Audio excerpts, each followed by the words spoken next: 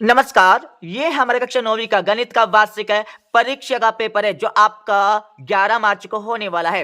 इस पेपर का पूर्णांक 75 अंकों का होने वाला समय 3 घंटे का। पेपर में टोटल यहाँ पर 23 है प्रश्न पूछे जाने वाला है और ये पेपर आपकी परीक्षा में हिंदी एंड इंग्लिश वर्जन में आने वाला है। तो इस पेपर का हमारा पहला क्वेश्चन दिया है, सही विकल्प का चयन कर लिखिए। ये आपकी परीक्षा में 6 नंबर के सही विकल्प पूछे जाने वाला है। तो आपका पहला दिया है प्रत्येक परिमेय संख्या है, इसमें आपको राइट आंसर सी वाला वास्तविक संख्या आपको लिखना है। दूसरा क्वेश्चन आपका दिया है, दूसरे क्वेश्चन में आपको क्या करना है, बहुपद की आपको घात बताना है, तो इसमें आपको राइट आंसर बी वाला 5 आपको लिखना है। तीसरा आपका दिया है समीकरण 1 से -2y बराबर 4 का एक हल है, तो इसमें आपको राइट आंसर सी वाला 4 0 आपको लिखना है। चौथा आपका दिया है जिसमें क्या करना आपको कोण ए बराबर है, तो इसमें आपको राइट आंसर सी वाला 50 डिग्री आपको लिखना है।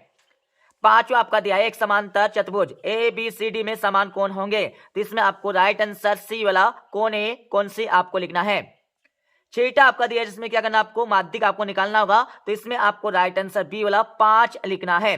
अब यहाँ पर देख लीजिएगा, जो छात्र अब इंग्लिश मीडियम में तो इंग्लिश वर्जन आपको दिया हुआ है, अच्छे से देख लीजिएगा और अच्छे से सोल्व कर लीजिएगा।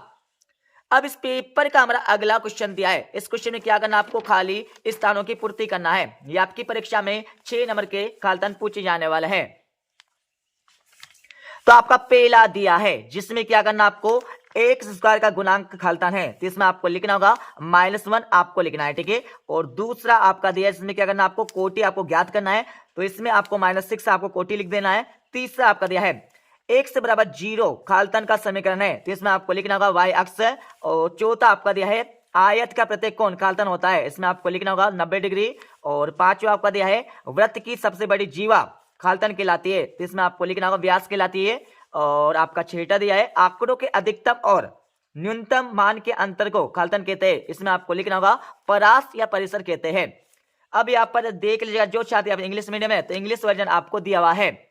अब इस पेपर का हमारा अगला क्वेश्चन दिया है, इस क्वेश्चन में क्या करना आपको सही जोड़ी का मिलान करना है। यह आपकी परीक्षा में 6 नंबर की सही जोड़ी पूछी जाने वाली है।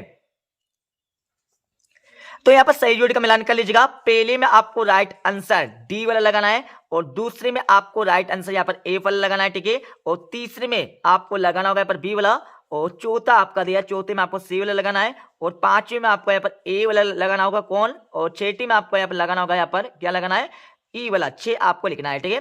और इसके साथ इसके नीचे आपको इंग्लिश वर्जन में दिया है, तो जो चाहते हैं इंग्लिश मीडियम में तो इंग्लिश वर्जन देख लीजिएगा।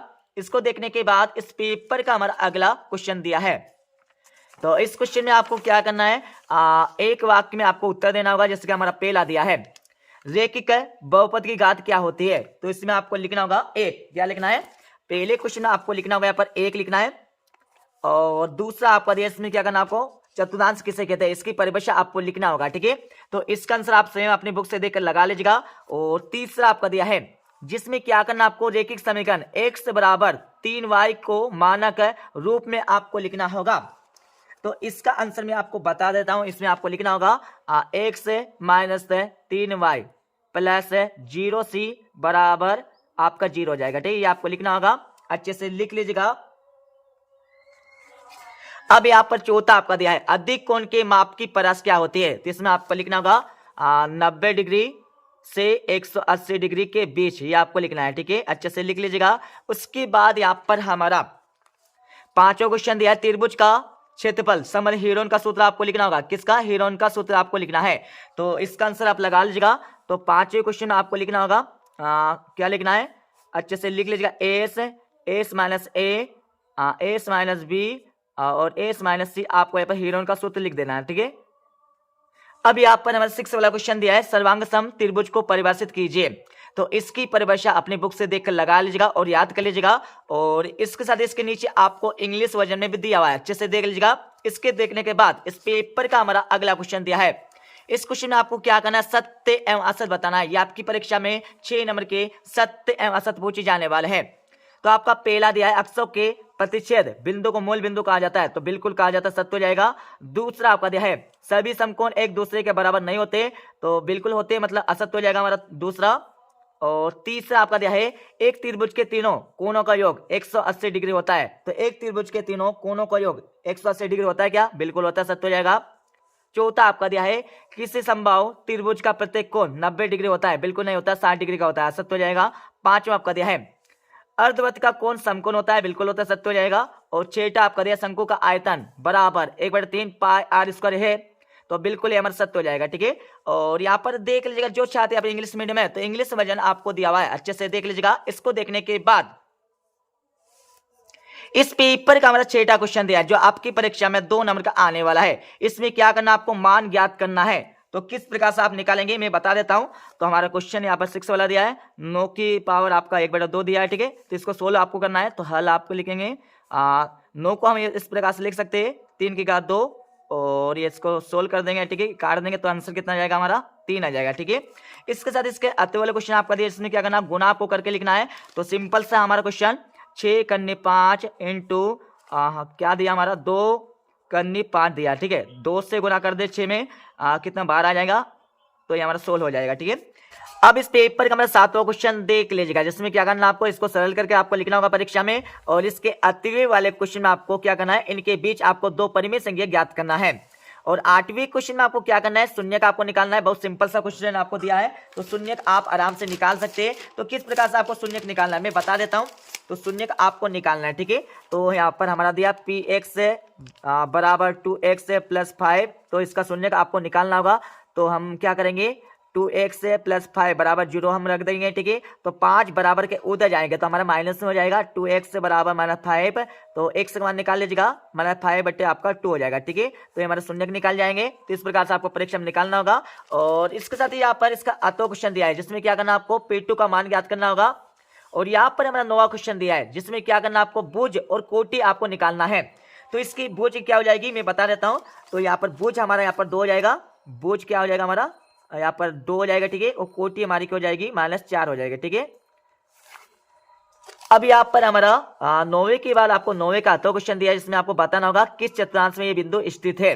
और 10वें क्वेश्चन में आपको क्या करना है, बिंदु को आपको ग्राफ पर आलेखित करके लिखना होगा परीक्षा में। और इसका अतो क्वेश्चन भी आप देख लीजिएगा। और इस पेपर का हमारा यहाँ पर अगला क्वेश्चन दिया है। इस क्वेश्चन में आपको क्या करना होगा, ए का मान आपको निकालना होगा। और इसके अति वाले क्वेश्चन में आपको ए, बी तथा सी के मान आपको बताना होगा। 12वें क्वेश्चन में आपको क्या करना है, समीकरण के आपको 2 हल निकालना होगा। और इसका अतो क्वेश्चन आपका दिया है, ठीक है। अब इस पेपर का हमारा 13वां क्वेश्चन देख लीजिएगा। 13वें क्वेश्चन में आपको क्या करना है, युगलिक की आपको 5वीं अभिधारणा लिखना होगा। और इसके अति वाले क्वेश्चन में आपको क्या करना है, ए, बी तथा सी, डी आपको सिद्ध करके लिखना है। और 14वें क्वेश्चन में आपको क्या करना है, एक्स और वाई की मान आपको बताना होगा। और 14वें के बाद यहाँ पर 14वें का आपको यहाँ पर अतवा क्वेश्चन दिया है जिसमें आपको सिद्ध करके लिखना होगा परीक्षा में। अब इस पेपर का हमारा 15वां क्वेश्चन देख लीजिएगा जिसमें क्या करना, आपको कौन बी तथा कौन सी आपको ज्ञात करना है। और इसके अति वाले क्वेश्चन में आपको एस सर्वांग समता नियम आपको लिखना होगा परीक्षा में। अब इस पेपर का हमारा 16वां क्वेश्चन देख लीजिएगा जिसमें क्या करना, आपको इस चतुर्भुज के आपको सभी कोण आपको ज्ञात करके लिखना है परीक्षा में। और इसके अति वाले क्वेश्चन में आपको क्या करना है, समांतर चतुर्भुज के आपको 2 गुण लिखना है। और 17वें क्वेश्चन में आपको क्या करना है, इसमें आपको गोले का पृष्ठीय क्षेत्रफल आपको ज्ञात करना है। तो सबसे पहले आपको गोले का पृष्ठीय क्षेत्रफल ज्ञात करने का सूत्र पता होना चाहिए, तभी आप इसका आंसर निकाल सकते हैं। और इसके अति वाले क्वेश्चन आपको क्या करना है, तो इसके अति वाले क्वेश्चन आपको लंबवृत्तीय शंकु का आयतन ज्ञात करना होगा। और 18वें क्वेश्चन में आपको क्या करना है, तो सिद्ध करना होगा 18 क्वेश्चन में। और इसके अति वाले क्वेश्चन में आपको क्या करना है, दशाई की एक समचतुर्भुज के विकर्ण परस्पर लंब होते हैं, ये आपको दशा के लिखना होगा परीक्षा में। अब इस पेपर का हमारा 19वां क्वेश्चन देख लीजिएगा। तो 19वें क्वेश्चन में आपको क्या करना है, इसका आयतन आपको ज्ञात करके लिखना होगा, ठीक है। और इसके अति वाले क्वेश्चन में आपको क्या करना है, गोले का आयतन आपको ज्ञात करना है, ठीक है। अब यहाँ पर 20वां क्वेश्चन दिया है जिसमें आपको क्या करना है, गोलों का माध्य और बहुलक आपको निकालना होगा। और इसके अति वाले क्वेश्चन में आपको क्या करना है, माध्य का आपको ज्ञात करना है। अब इस पेपर का हमारा 21वां क्वेश्चन देख लीजिएगा और पूरे पेपर को अच्छे से सोल्व कर लीजिएगा। तो यहाँ पर हमारा 21वां क्वेश्चन दिया है जिसमें क्या करना, आपको प्रसारित कीजिए। और इसके अति वाले क्वेश्चन में क्या करना, आपको गुणनखंड आपको करके लिखना है। बहुत सिंपल सा क्वेश्चन दिया है, ठीक है, बहुत सिंपल सा।